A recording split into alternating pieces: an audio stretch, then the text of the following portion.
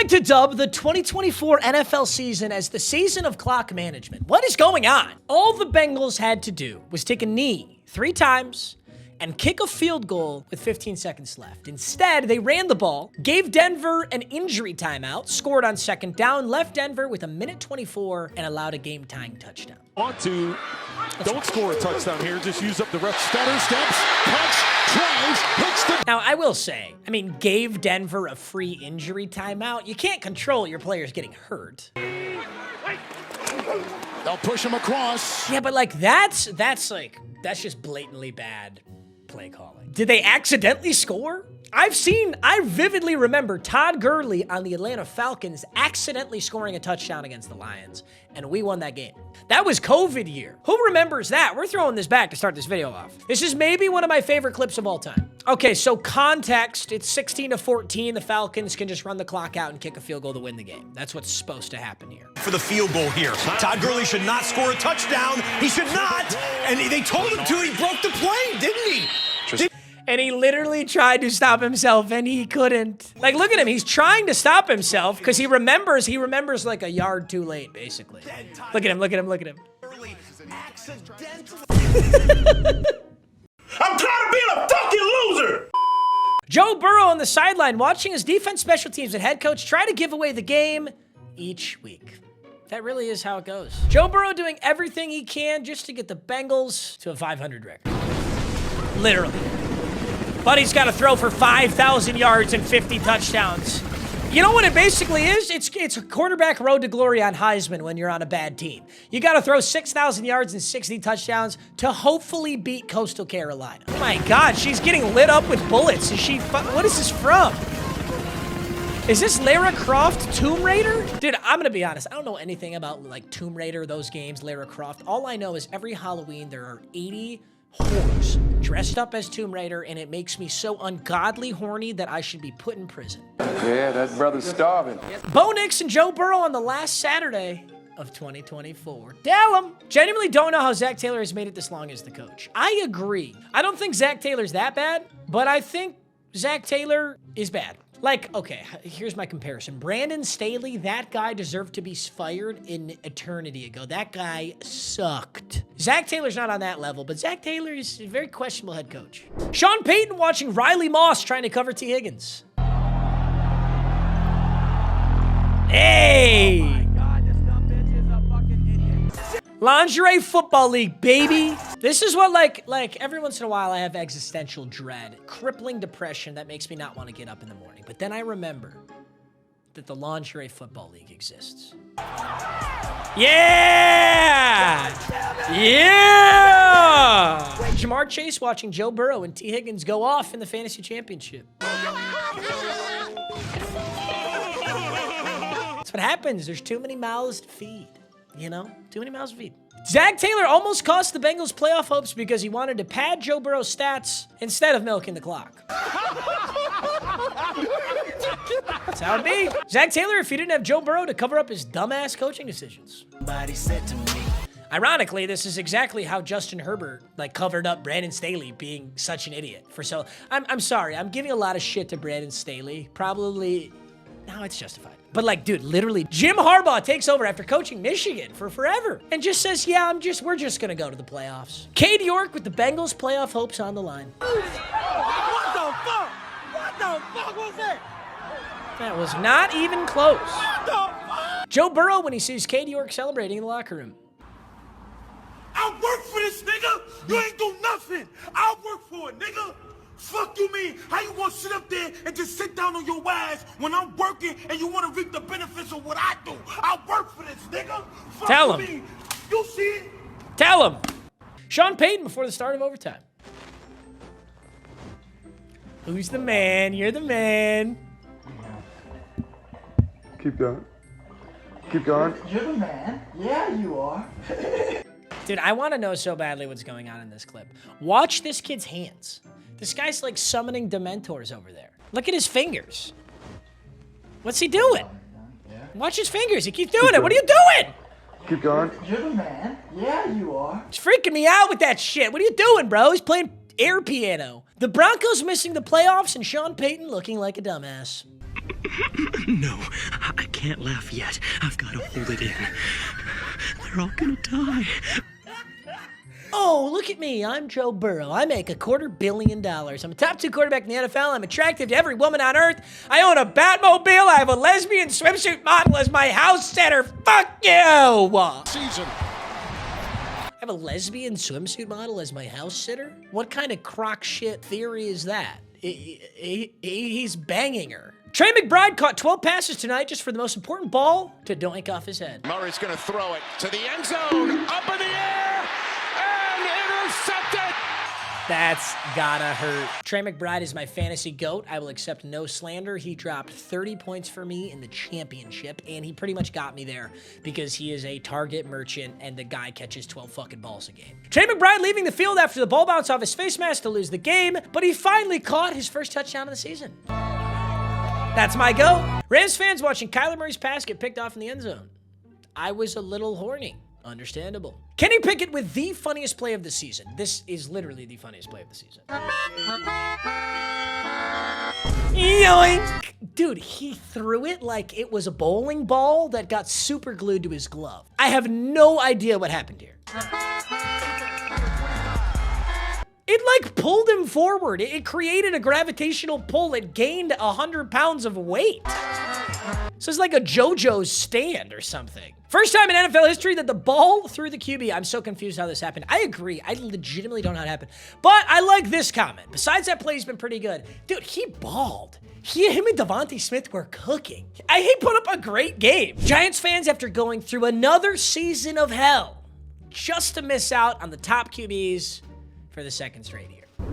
Dear Bruce, I need to be honest and clear. Patrick Mahomes was picked in the 10th, or the 9th, or the 8th or something. I don't know, but it wasn't. Top 5. The Giants with absolutely nothing to play for besides making their draft pick worse. Pressure Oh, from yeah! Thomas off the edge. Oh, yeah! Stays on his feet. Oh, yeah! Airs it out down the field. Oh, yeah! Giants fans celebrating losing the #1 pick for a meaningless culture-building win. Are they licking a TV screen with bacon on it? You're goddamn right. John Morrow realizing he doesn't have to draft a black QB. You know why he's excited he doesn't have to draft a black QB? Because he already has one. His name is Drew Lock. Hey!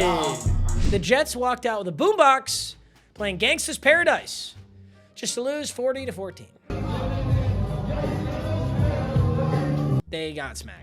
Aaron Rodgers admits he benched himself versus the Bills, essentially quitting on the Jets. It was 33-0. We were sitting there, and I said at some point, probably go Tyrod here, huh? And then the next play, they threw a screen for a touchdown, so it's 40-0. You know, Aaron Rodgers gets a lot of shit. He is probably washed. The Jets organization is dog water, but I really don't have any problem with this. I mean, why would you keep Aaron Rodgers in here? You're getting your shit worked. You still probably believe in Aaron Rodgers. You know Tyrod Taylor's not the future of the Jets franchise. So I don't have any issue with this. Aaron Rodgers when I have US currency on him. Holy shit. Holy shit. Eagles fans had Jerry Jones in hell. Tell him, Jerry. Tell him, Jerry. Tell him, Jerry. That sucks. Philadelphia is a scary place. It really is. CBS cutting from a duck on the field into a blocked punt return for a touchdown is absolute cinema. Quack, quack. Quack, quack. That hacker has it blocked. Tampa Bay's got it. Oh! Okay, on a very serious note, Tuffy JG, thank you for your comment. I love you. Guys, let's be fucking mature, okay? The Ghetto Grunk comment section it should exclusively be shit talk, banter, funny comments, and just all around shenanigans and tomfoolery, okay? Let's not make it a place to clout chase for MMG videos because then people are gonna not like me. I'm here to tell you right now, we don't care. The Vikings had a High School Musical turnover celebration. Hey! The Minnesota Vikings and Sam Frodnold are dog shit. There's no way they're beating. When you're seeing this video, the Lions and the Vikings have probably already played. And one thing I can guarantee you is that the Detroit Lions won. Sam Darnold is dog shit, they're overrated, and there's no way those frauds are winning the North. But I got 3 words for you. You like that? Tony Romo suggests giving Josh Allen a Make-A-Wish MVP because Lamar has already won it twice. I think they're tied in my brain. I think that Josh Allen might get the edge only because Lamar's had 2.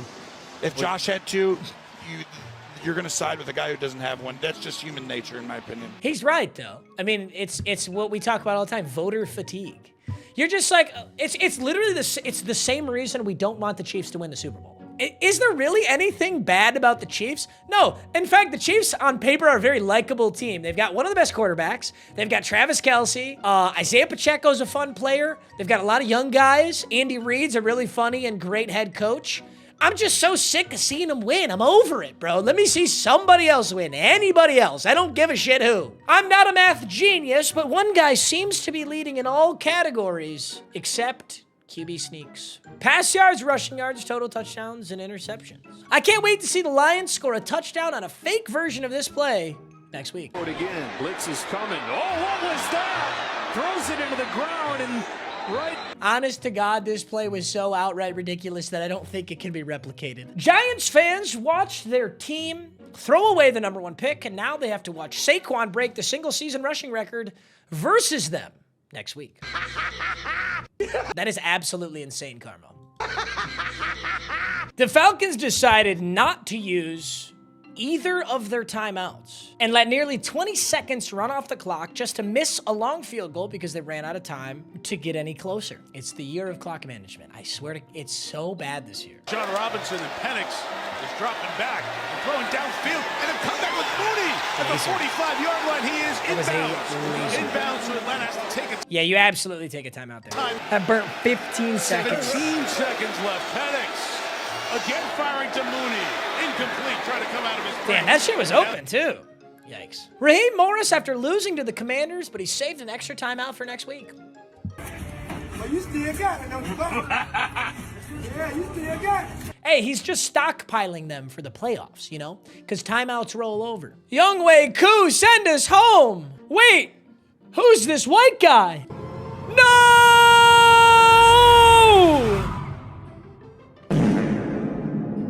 Yikes. Wait, who the hell is the white guy? Where is Younghoe Koo? Falcons fans thought the field goal was good, and they won the game.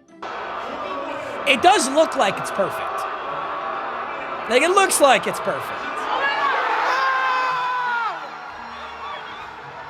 How does an entire bar miss that? How did the entire bar not see that? Michael Penis Jr. post-game speech after Raheem Morris cost the Falcons the game. Let me talk.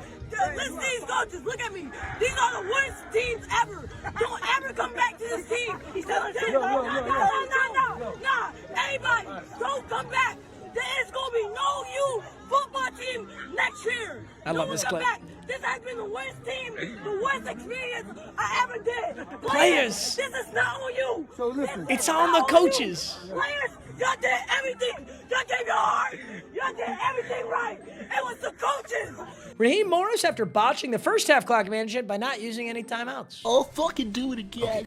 Dude, he was just rolling his first half timeouts into his second half timeouts. It's simple. Raheem Morris on not calling a timeout. Timeout after Darnell's catch, first down. Probably could have. At least he admits it. I mean, this is the scenario where Brandon Staley, wow, I've been shitting on Brandon Staley. I'm done. But here's what I will say. There are a lot of coaches, a lot of people who would try to defend their actions. But you know what? He's admitting that he probably could have. And I respect that. Who is AJ Terrell? My dad. My dad.